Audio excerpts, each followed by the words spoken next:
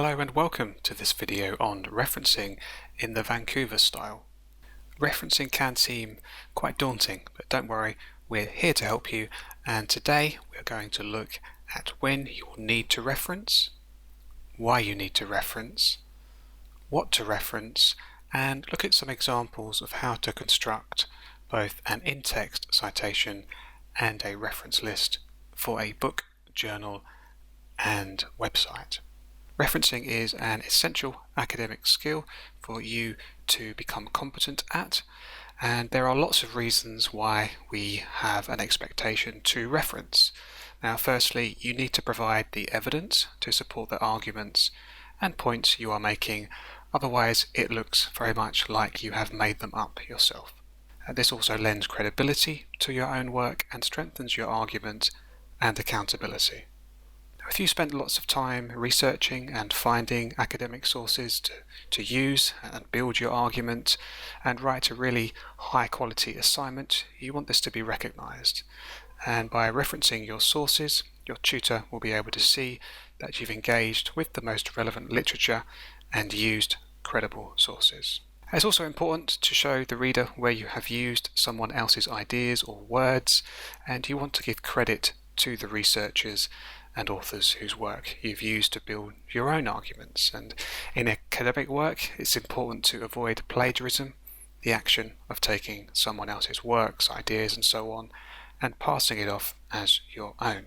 Now, you probably wouldn't do this on purpose, but it's important to make sure you are properly referencing to show when something isn't your original idea to avoid this. Another reason why we reference is that by correctly referencing, you allow the person reading your work to follow up on your references and to check the validity of your arguments for themselves and read the documents you've used. This is a useful researching tip as well, because you should always make use of the reference lists of any sources you have used to help you find new material. And this is why it is so important to ensure your references are accurate and you make sure you record the full details of everything you read whilst you're doing your research. Lastly, referencing is a transferable skill, not just an academic exercise designed to make your life difficult. And being able to accurately extract and record information is a skill used in many professional jobs, and in future careers you may be asked to research a new product or report on new ways to deal with a problem. So having the ability to find and accurately record information is a very useful skill. So you now know why you should reference your works, but what do you actually need to reference and what counts as needing reference? So there are really a range of things that you will need to consider to cite. Essentially anything that is not common knowledge needs to be referenced. For example, the capital of France is Paris, the 2020 Olympics were hosted in Tokyo. Something like that you don't need to reference. But if there are facts or ideas that you found in a resource that is not common knowledge, then you need to reference it. When you're reading and you come across new information, ideas or theories, and you use these, then they also need to be referenced. And this includes quotations or the exact words of another author and information you summarize or paraphrase, for example in your own words, but not your own ideas. And ultimately, if you are in any doubt at all, do cite it. In order to construct a successful reference, you need the following components to create a strong foundation, and they typically tend to be the title of the work that you're citing, the author or editors, and these could be individuals or organizations, a date of publication, and ultimately, in order to create a successful reference, you need to cite that according to the source that you are attempting to reference and base that on your department's referencing style. It is a numeric citation system which uses both an in-text numbering system matched with a final numbered reference list at the end of the text. The numeric references within the text either use numbers in brackets or superscripts, and the same citation number is used whenever a source is cited in your text. When it comes to the reference list, the publications are put in the order they appeared in the text, not alphabetically, and well-established abbreviations are used for journal titles and US states. And we'll look at some examples of how that will work in practice. And to begin with, we are going to look at the process of in-text citations. On the screen here, you can see some examples of how you would construct an in-text citation using numeric references in the text. The first example demonstrates how you would use numbers in brackets, and it indicates a page number. And the second example is the same example but using superscript. The third example I have included there is if you have written a section of text based upon several references, these are indicated by listing each source separated by a comma.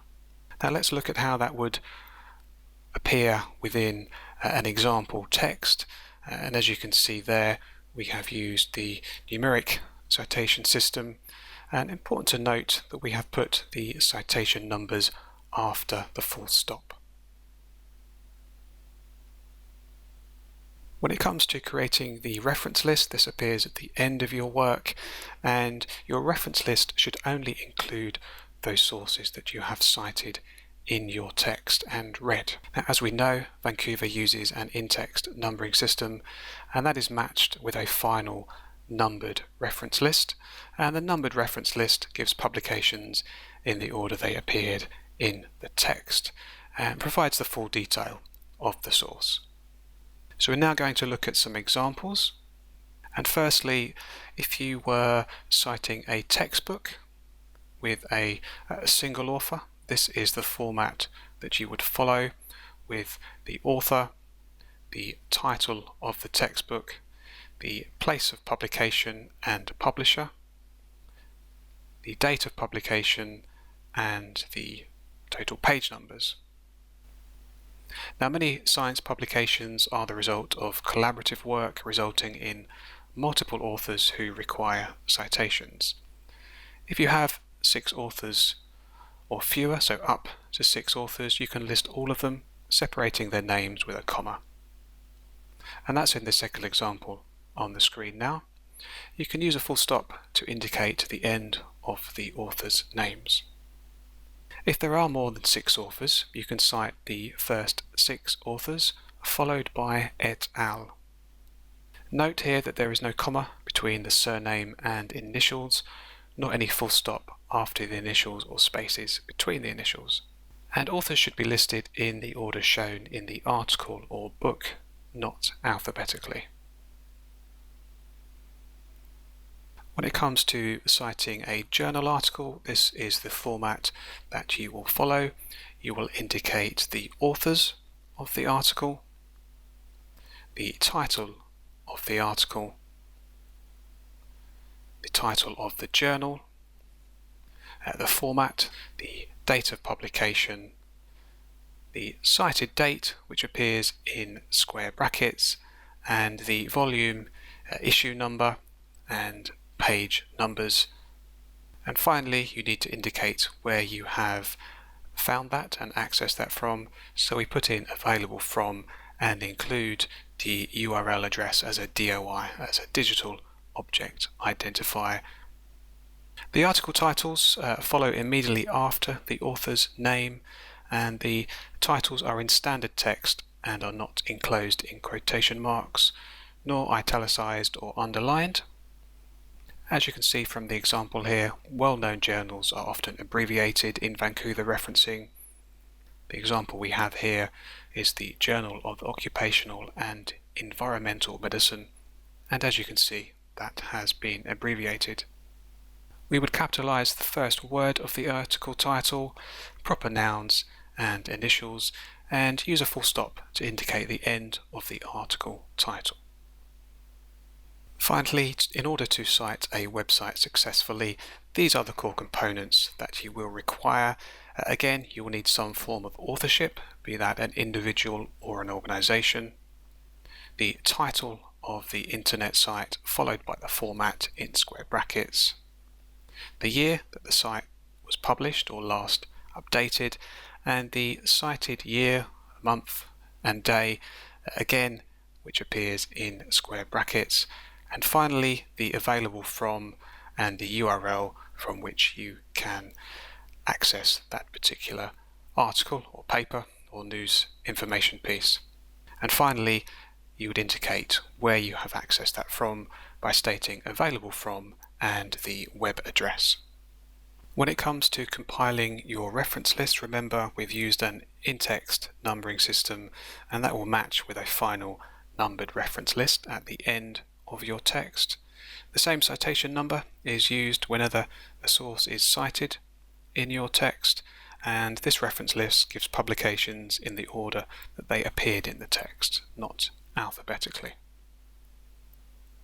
So following these examples, you'll be able to create successful entries for both in-text and a reference list,